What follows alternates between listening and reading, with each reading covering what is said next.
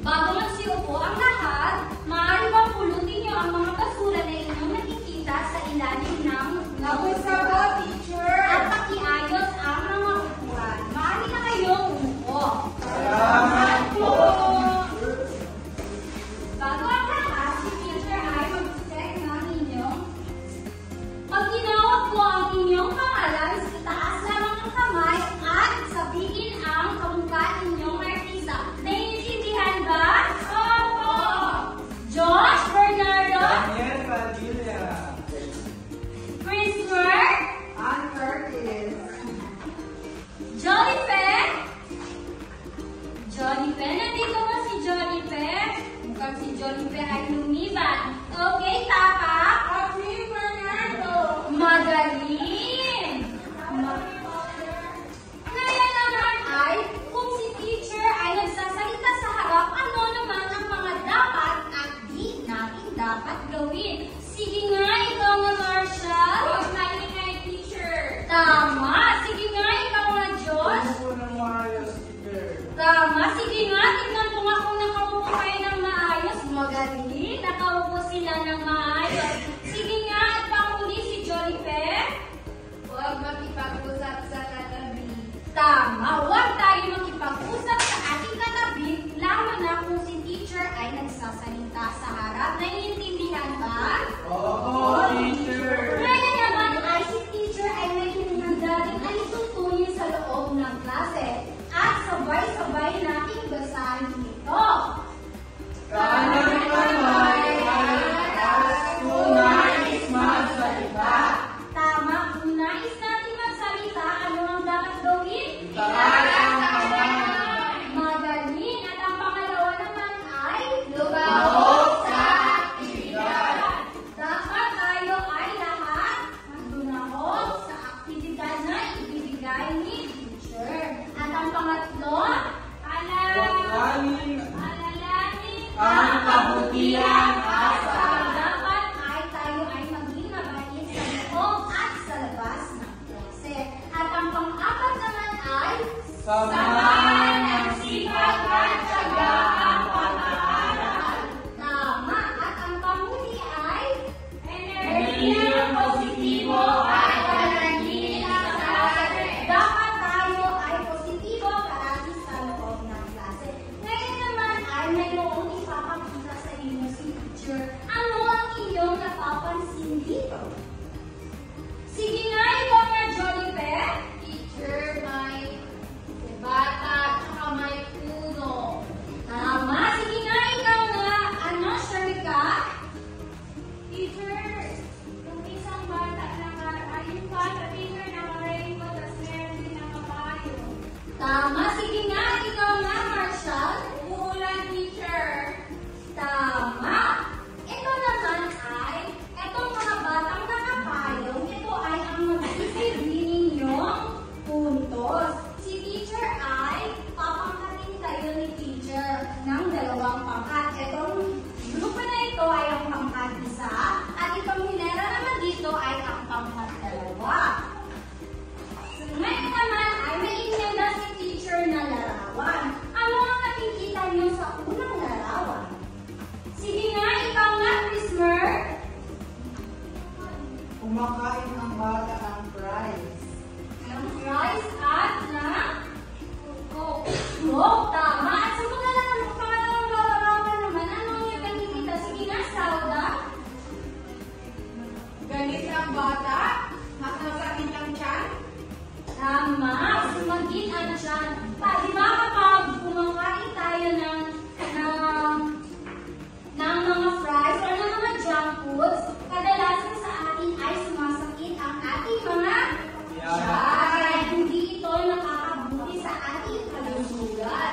At sa pangatlong larawan naman, ano ang iyong nakikita?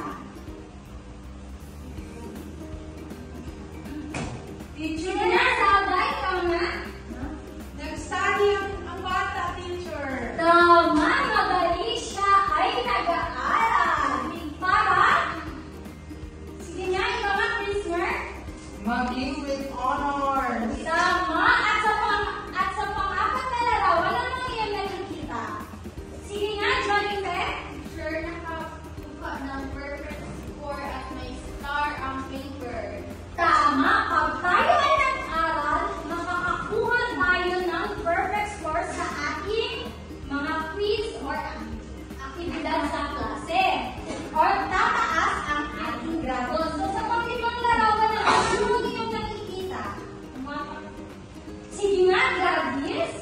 ano ang iyong nakikita?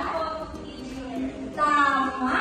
At ikaw naman, Tapang, ano ang iyong nakikita sa pang-anim na larawan? Yung bata, teacher, nagpapalepit pa. Tama! At sino tayo sasagot? Sige nga, George, ikaw ang nakikita. Nagpapahangin. Tama! Nagpapahangin nga siya. Bakit nga ba siya nagpapahangin sa aula? Kaya pagod siya, teacher. Tama! Pagod siya galing sa laro. Exercise.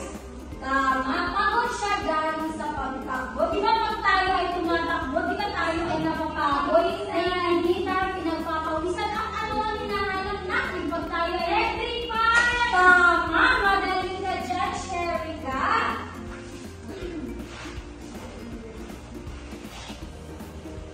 Ngayon mga bata, base sa inyong aktibidad, ano nga ba ang ating tatalakayin ngayon? Mula sa baitang 5, may ideya ba kayo?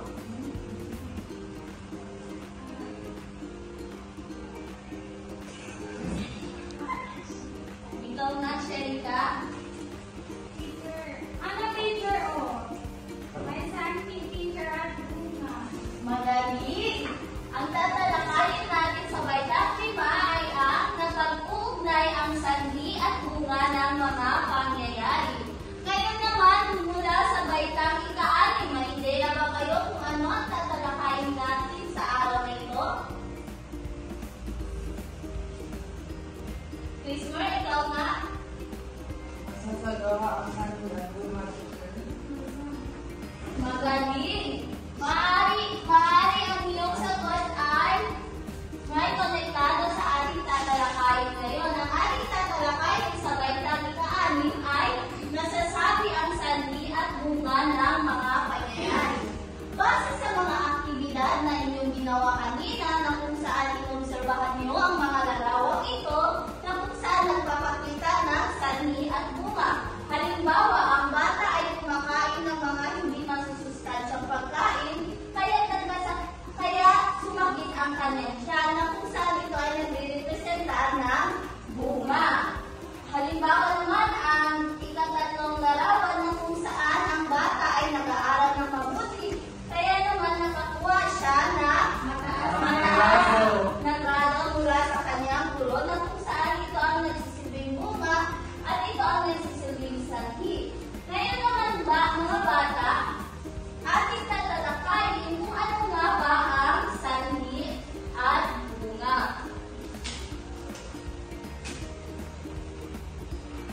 Basahin nga natin ng sabay-sabay. Sanhi! Dahilan kung bakit nangyayari ang isang bagay. Ito Ay ang pinagmulan o ugat ng isang pangyayari. Maaaring isa o marami ang sanhi ang mayroon ang isang bunga. base sa inyong binasa, maaari ba kayong magbigay sa akin na isang halimbawa ng sitwasyon o pangyayari na binubuo ng isa o dalawang sanhi? Tapa?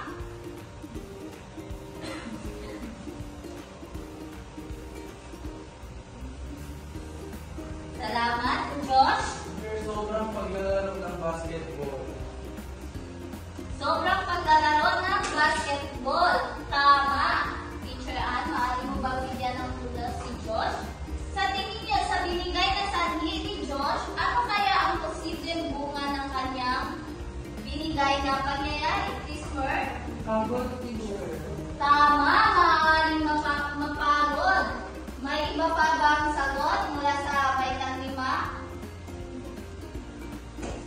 Sherika? Maaari din sila magkasakit, teacher, kasi masakit ang dalawa.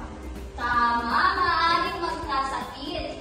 Ngayon naman mga bata, dadako tayo sa bunga. Basahin na natin ang sabay-sabay. Ang bunga ay ang resulta o epekto ng isang sanhi. Ito ay ang nangyayari dahil sa isang sanhi.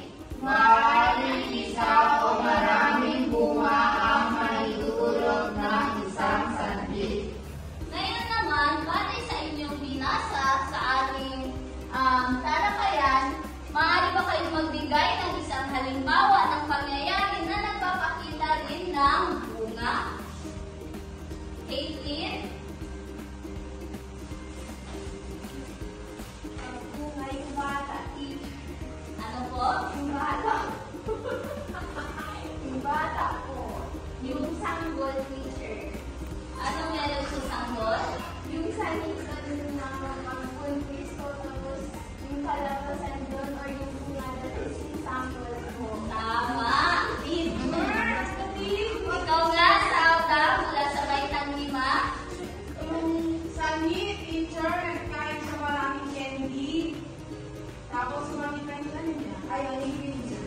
Magaling. Kumain siya ng maraming candy, kaya sumakit ang kanyang ngipin na kung saan nagpapakita ng sanhi at bunga. Ngayon naman ako ay may ihandang isang halimbawa. Basahin nga natin. Ang pag-ulan ng malakas, ang pag-apaw ng ilog. Ang pag-ulan ng malakas ang nagsisilbing sanhi sa pangyayari nito, at ang pag-apaw ng ilog, ito ang nagsisilbing bunga sa pangyayari. Ngayon mga bata, upang mas maintindihan ko, lalo kung naiintindihan nyo ang ating tinalakay, ano nga ba ang tumutukoy sa rason kung bakit nangyayari o nagkakaroon ng resulta ang isang pangyayari? Joliper? Teacher, sanhi. Tama, sanhi. Dahil ang sanhi, ito ay ang isang rason kaya nangyari ang Isang tama, nangyari ang isang bunga. Teacher Ann, hali mo bang bigyang puntos si Joliper mula sa baitang ika-6? Ngayon naman, ano kaya ang tumutukoy sa resulta ng pangyayari? Marshall? bunga, teacher. Bunga, ang galing naman ni Marshall. Ngayon naman mga bata, upang mas lalo ko malaman kung naintindihan nyo, nais kong kunin nyo ang inyong kwaderno mula sa baitang 5 at sagutin ito.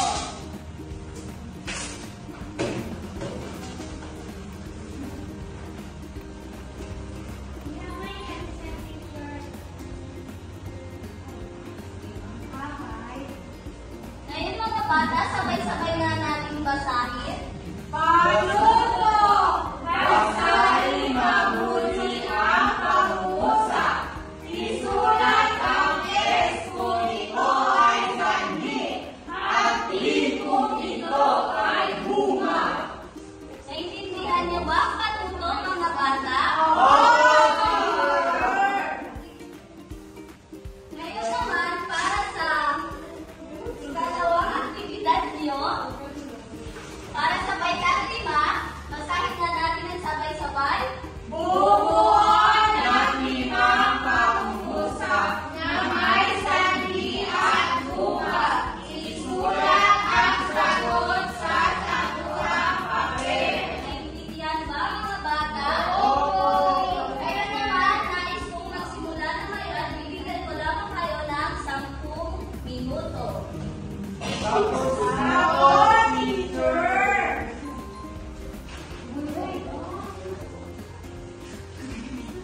Para naman sa baitang 6, nais kong kunin nyo rin ang inyong kwaderno at sagutin ito.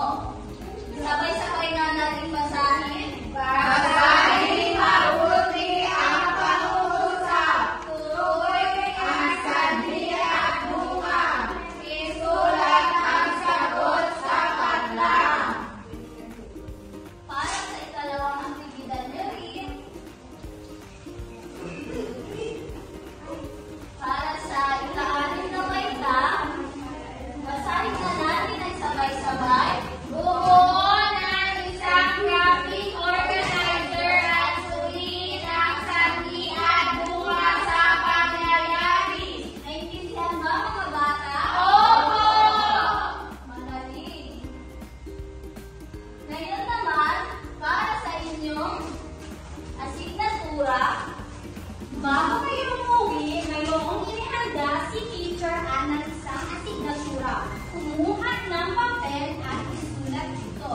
At sabay-sabay muna natin basahin. Sige nga, panuto.